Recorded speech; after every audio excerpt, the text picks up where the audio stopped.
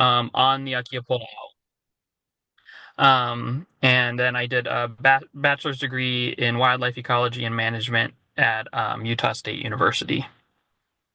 So just to give a quick introduction, so as many of you probably know, we have the Akiapola'au is one of our native honeycreepers, and currently today we have about 17 native honeycreepers remaining. There are four that are only found on Kauai, one that is only found on Oahu, three that are only found on Maui, and then five that are endemic to, or six that are endemic to, or I'm sorry, five that are endemic to Hawaii Island. And then there's a few species like the Hawaii amakihi that is found on multiple islands, and the EEV and Apapane. And then not to forget anyone, we also have the Laysan finch out on Kamole and the Nihoa finch on Nihoa. And the Akiapola'au is a really unique member of the honeycreeper clade. So it's one of the last, in fact, based on some new genetic evidence, it's the last remaining bird within the heterobill clade. So that's a group of honeycreepers that have these very long, curved upper mandibles or the upper part of their beak, and then this short, awl-shaped or curved part of their lower beak.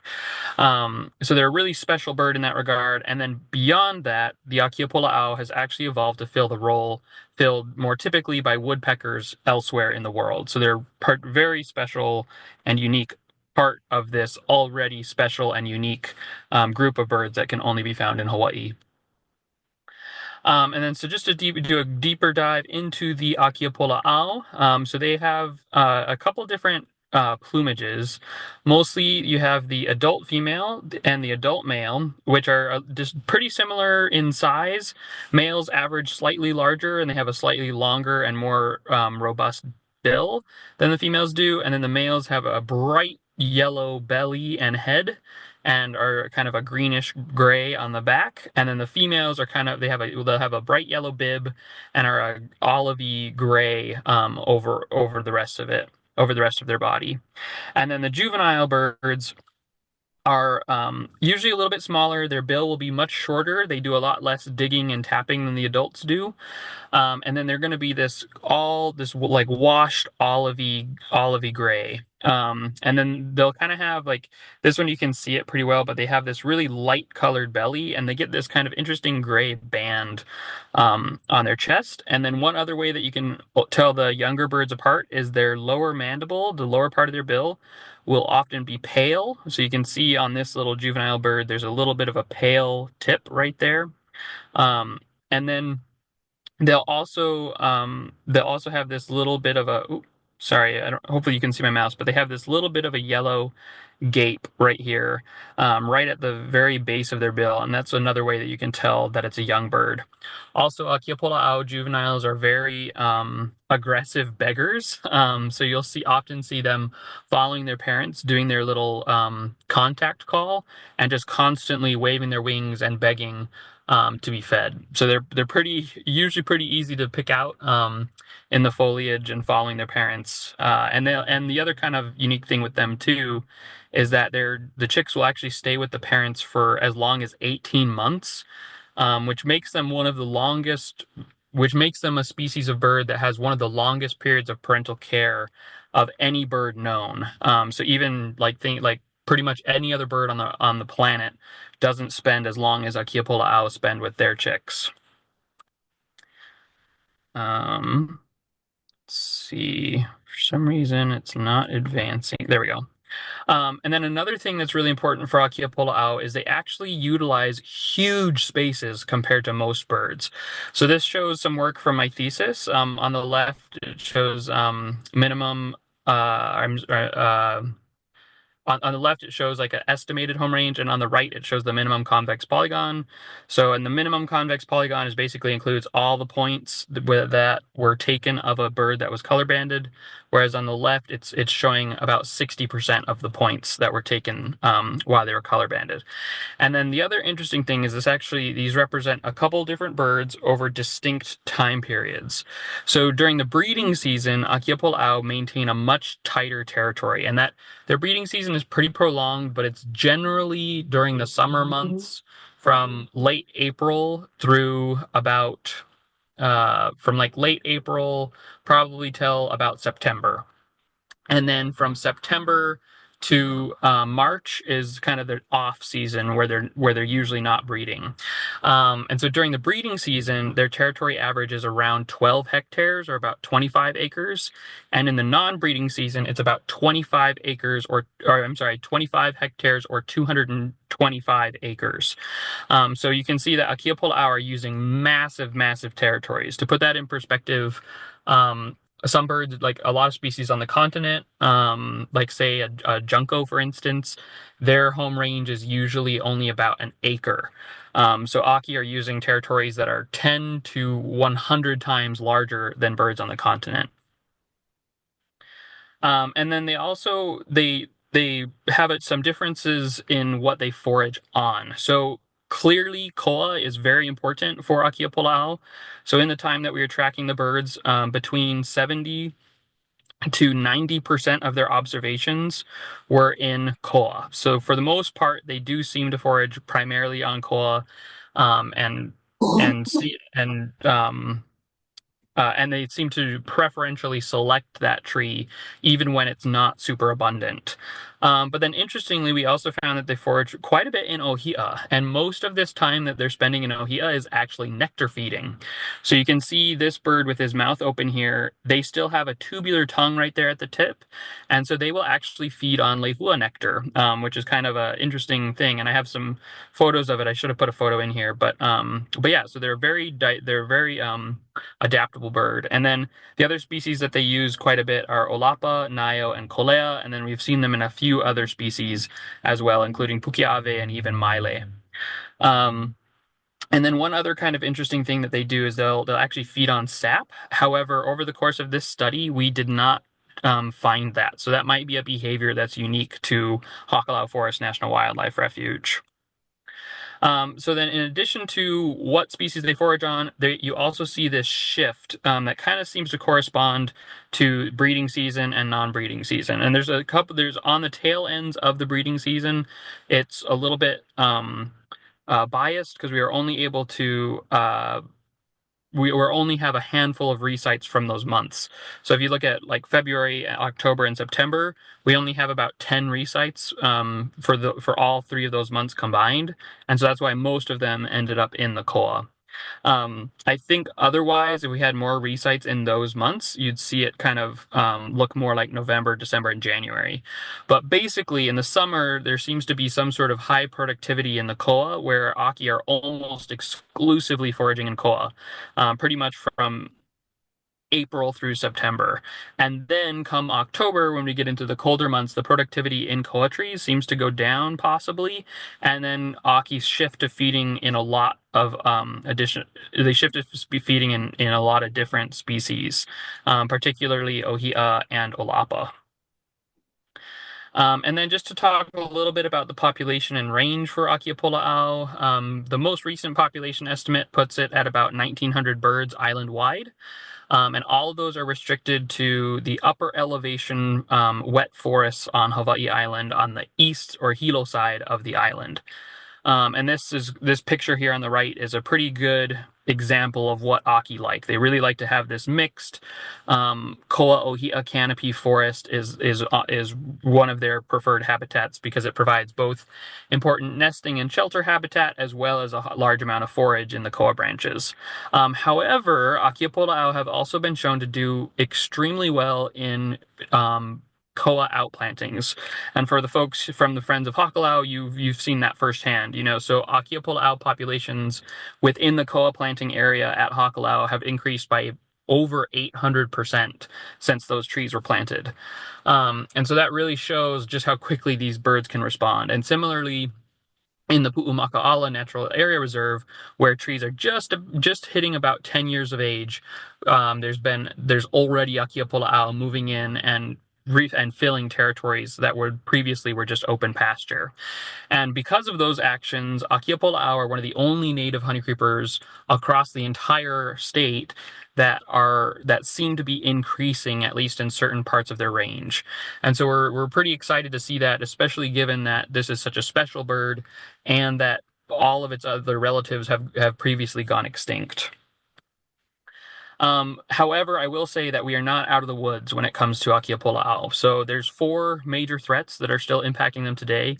The number one threat is mosquitoes and avian disease, and that's if you look down at this picture on the bottom left, that's an adult male Akiapola'au with a pox lesion over his eye. And so that was actually taken by Kathleen Myers Baumgardner at the Pu'uo'o Trail. And he fortunately did recover from this. He is missing a toe or two now. So the pox infection did cause him to lose a toe, but he actually kept his eye. So it was pretty amazing that he was able to pull through. And then other things that are a major threat for them are introduced invasive predators. I posted this is a picture of a cat here, and cats are probably the primary reason for why Akiapola'au disappeared from the Mamane forest on Mauna Kea. Because they have such a specialized foraging technique, they're not really good at they're not as vigilant as other species to watch for predators, and then also the female birds are the only ones that incubate, and because those trees are so low, it's very easy for cats to get up and access those nests and kill the sitting females. And then finally, and I put this one on here because it's really been a major it's a major developing threat right now, but cattle and ungulates and their relationship to rapid ohia death is probably the next biggest threat for Akiapola'au that will be emerging over the next few years. In particular, in the Ka'u Forest Reserve, in some areas, more than 90% of the ohia canopy has died due to rod, and that rod is spreading almost entirely because of feral cattle and feral pigs. And we know this because in a neighboring area where 90% of the ohia has died, there's actually a cattle-proof fence, and in there, less than 1% of the ohia canopy has died. And so this is a huge problem going forward, and we've actually already seen it happen within the last few years. In the last round of Ka'u forest bird surveys, EEV and other endangered birds completely disappeared from the area affected by rod.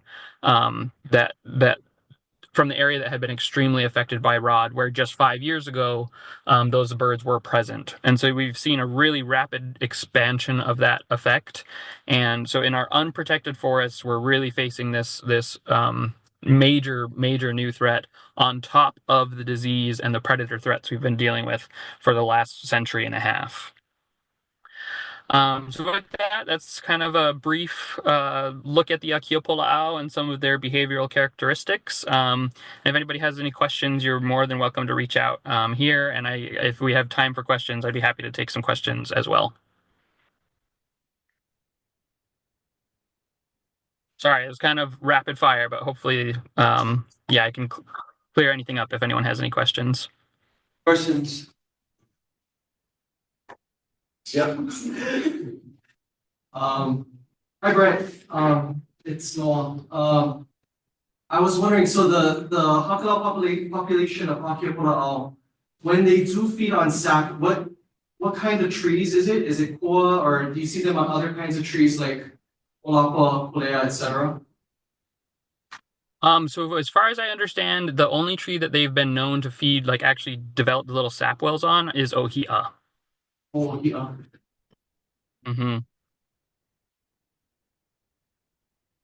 But I've seen honey creepers feed on like oh sorry, I've seen other honey creepers feed on fermented sap from both Nio and Koa. Other questions? one more. So with that extended period where the parent birds are taking care of, or they're training the juveniles for that 18-month period, will the parents breed again during that period and have like a second clutch that they're taking care of at the same time? Usually, as far as I'm aware, it has never been observed. So usually when they just have their one chick, they can occasionally have two chicks. And for the two pairs that I've seen that have had two chicks, they seem to have kept their young for a shorter period. I think they got worn out faster, and so they kicked them out faster. But yeah, once they have their one chick, they won't take another. But there was one example of Akiapola'au actually, it seems like their chick, shortly after their chick left, they actually ended up adopting a juvenile olive. And they were seen with that olive for about a month or two. And they were continually feeding that juvenile olive, which was a really interesting development. Well, interesting. There's one question in the chat. Yeah, a question from Sharon. Can you read it, Alyssa? Yeah. I- So the question is, what's the priority management action in the subalpine managed forests? Yeah, so up there, so right now there currently are no remaining Akiapola'au in the subalpine forest. So they were last seen there in I believe 2003. But what I would love to see happen, so right now there's a lot of work going on with Palila in that region to build what we're calling these high intensity kipuka units, which basically it's going to start out with a cat-proof fence around a given area, and then we'll remove all the predators from in there and do like high priority plantings and really try to like make it a really nice, really well managed area. And so my hope is if it works well for Palila and we start seeing strong responses in Palila populations, that we can one day reintroduce Akiapola'au to that ecosystem. Question in the back. Two examples of the occasional element lesions on space and the survive. I know this from a few other people as well. Do people show more resilience to what's already for malaria and other things? Did you get that question, Bret? Yeah, sorry. So I didn't hear that very well, but I think were you asking if disease? The question was, are Akiapola'au more resistant to avian pox than the other honey creepers? Okay. It's difficult to say because there's been very few they've been infected with pox, but in general, most native birds, particularly the males, have a pretty good chance of surviving infection with pox.